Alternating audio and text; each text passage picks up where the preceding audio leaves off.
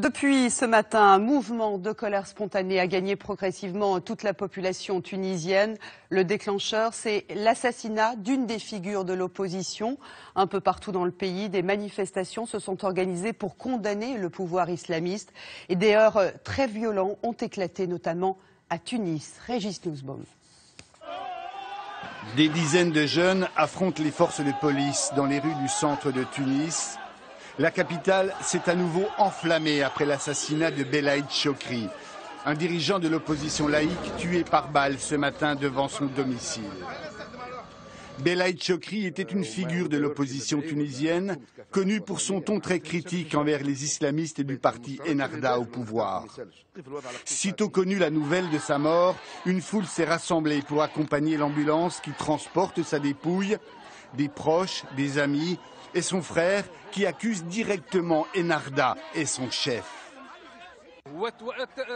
J'accuse Rachid Ghannouchi lui-même et son groupe. Ils ont laissé les criminels agir. Mis en cause de toutes parts, le chef du parti islamiste nie toute responsabilité dans le meurtre de Belaïd Chokri. C'est un crime, pas seulement contre une personne, contre un parti, mais contre la stabilité de la Tunisie, le changement démocratique et la révolution tunisienne. L'onde de choc dépasse les frontières du pays jusqu'au Parlement européen à Strasbourg où le président tunisien Marzouki ne cache pas son inquiétude. Nous allons avoir encore d'autres et d'autres crises, d'autres tentatives de déstabilisation. Mais ce dont je suis sûr que la Tunisie est assez puissante, assez madrée, assez structurée pour s'opposer justement et pour faire échouer toutes ces tentatives de déstabilisation.